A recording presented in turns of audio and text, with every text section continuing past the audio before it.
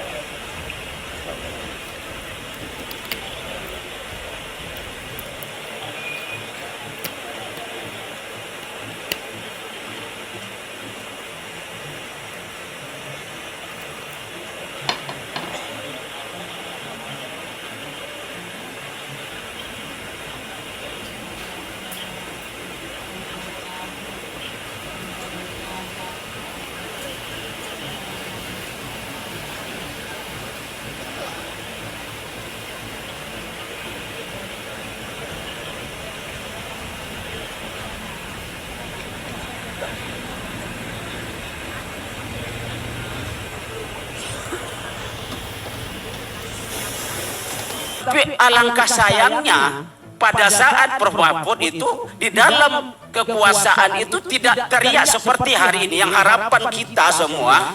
Padahal Prof Mahfud itu pada saat itulah bisa merubah ini semua. Nah ini kenapa nih Prof?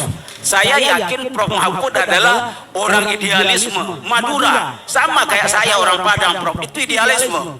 Nah ini Lemhanas Pak ya. Jauh lupa Mahfud tuh waktu jadi pejabat kok enggak berbuat apa-apa. itu seperti pertanyaan buzzer. Begini cara menilai begini. Yang saya katakan tuh tadi sistem di dalam kenegaraan kita. Tapi kalau menyangkut jabatan, saya bersih. MK itu baru hidup sesudah saya dan tidak ada yang ditakuti oleh MK. Semua tahu itu. Menko Polhukam sebelum ada saya, mana ada Menko berani menindak jenderal, mana berani membongkar BLBI, mana berani membongkar pencucian uang. Tidak ada. Menko dulu jenderal tuh apa coba. Nah itu kalau sikap ditanyakan kepada personal sama Anda jalankan. Apa kurang hebat orang seperti Malik Fajar? Tapi apa Malik Fajar itu bisa mengubah Indonesia? Tidak bisa. Tapi Malik Fajar tetap hebat. Apa kurang hebat orang seperti Mari Muhammad? Sangat bersih, jujur, takwa, iman, soleh. Tapi apa dia menghilangkan korupsi di Menteri Keuangan? Tidak bisa. Ini persoalannya moral bangsa. Sehingga kalau Anda tanya, Pak Mahfud buat apa? Buat banyak saya. Caranya membandingkan aja. Ketika saya di Mahkamah Konstitusi gimana? Ketika saya Menko Polhukam gimana? Ketika saya di BPIP bagaimana? Saya bersama banyak. Berbuat. Tapi itu kan personal. Yang saya katakan, misalnya Anda katakan, Pak Menko Polhukam, kok Anda diem aja ada hakim beling Mahkamah Agung korupsi ini masuk. Loh itu bukan wewenang saya bertindak, tidak boleh ke sana. Ini kolektif. Bagaimana saya misalnya, UGM, kamu kok tidak ngubah kurikulum? Kan saya tidak punya wewenang. DPR, kenapa kamu konflik of interest? Saya tidak boleh masuk ke DPR. Iya kan? Maksud saya, seruan ini kalau diberlakukan kepada masing-masing orang, itu baru bisa dilihat. Nah, saudara percaya enggak? Misalnya, saya enggak percaya Pak Mahfud. Saudara buka sekarang juga tuh Kompas ID 13 Desember tahun 2023. Bidang pemerintahan apa yang paling tinggi dipercaya oleh publik? Polhukam. Buka. Sekarang bisa dibuka. Buka Litbang Kompas 13 Desember. Berapa? Kepercayaan terhadap pemerintah itu 74. Kepercayaan terhadap bidang Polkam itu 80. Ini yang terakhir, 3 minggu sebelum saya meninggalkan kantor. berbidang kalau menilai. Nah, yang saya katakan tadi, bagaimana kesadaran ini melekat kepada setiap pejabat. Bukan kalau orang per orang. Kalau orang per orang saya udah selesai, merasa aman, tugas saya udah selesai. Tidak ada problem yang saya tinggalkan di setiap kantor yang saya singgahi. Dan itu ada hasil surveinya. Ada hasil surveinya. Mau bicara opini. Nah, sehingga saya selalu menduga setiap saya berbicara kebaikan, Bapak kan sudah jadi pejabat, mengapa Indonesia tetap rusak? Sama aja saudara, yang orang Sumatera tanya, Indonesia punya Bung Hatta jadi wakil presiden 12 tahun. Kenapa Indonesia tidak berubah dari korupsi? Masa saudara nyalakan Bung Hatta? Masa saudara akan mengatakan Bung Hatta tidak buat apa-apa?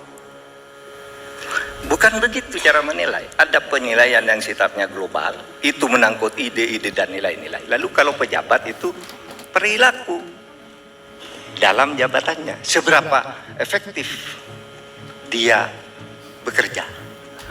Nah, ini jawaban, karena pasti juga banyak. Pak Mahfud kan sudah di sana. Memang negara demokrasi bisa, satu orang bisa menyelesaikan masalah bersama-sama. Itu yang dikatakan nilai Pancasilanya itu kebersamaannya. Lihat survei mulai tahun 2020 aja, perjalanan Litbang Kompas dari waktu ke waktu di bidang Polhukam selalu di atas. Memang di bawah presiden 82, Polhukam 80, yang lain itu dirata-ratakan coba 74. Buka sekarang. Nah, itu kalau bicara tugas pribadi ya.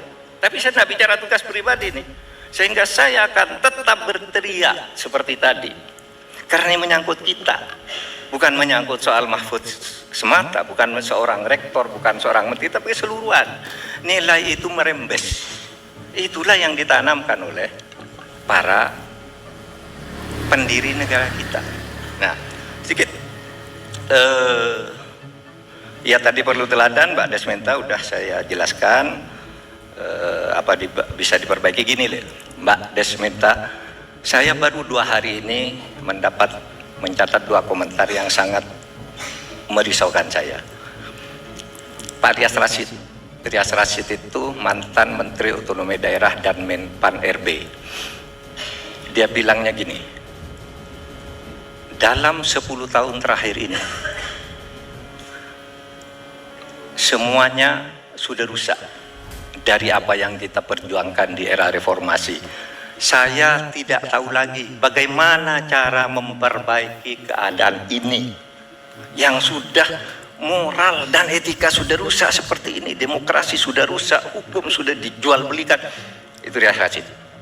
Sehingga kalau tanya Mbak Desmanita, apa ya terjadi di mana-mana? Kemarin 2 hari lalu Ikrar Nokasnusa Bakti juga berceramah di Jogja. Apa isinya? Kerusakan yang terjadi selama 10 tahun terakhir ini tidak mungkin bisa diperbaiki dalam 5 periode kepemerintahan. Ada di berita-berita, ada Rias Rashid di beritanya.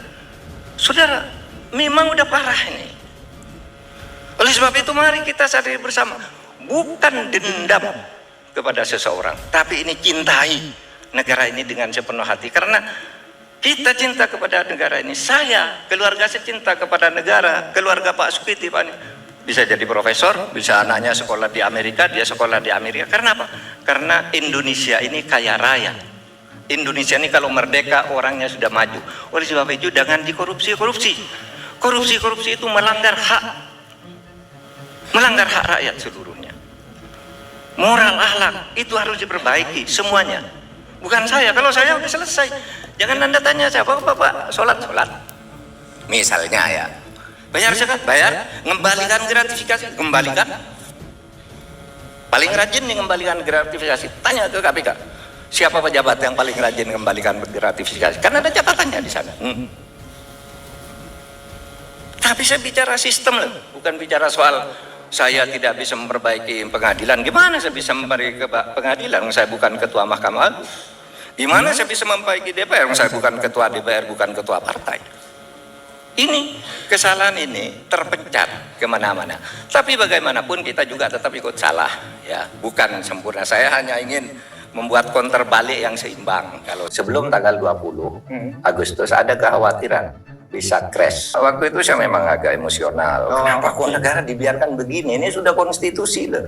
Anda bayangkan kalau saya tidak mundur dari kabinet, saya nggak bisa bicara apa-apa demi etika, birokrasi. Atau nggak usah impeachment, mundur. Bisa kan? Bisa. Maksudnya Mas Gibran mundur aja gitu? Iya, perpindahan secara resmi ya ibu kota negara di Jakarta ke IKN dituangkan dalam keputusan presiden. Nah ini keputusan presidennya tidak ada. Yang saya dengar politis dulu sudah ada draftnya. Tapi belum ditandatangan. Tanda tangan nih Pak Prabowo tidak mau.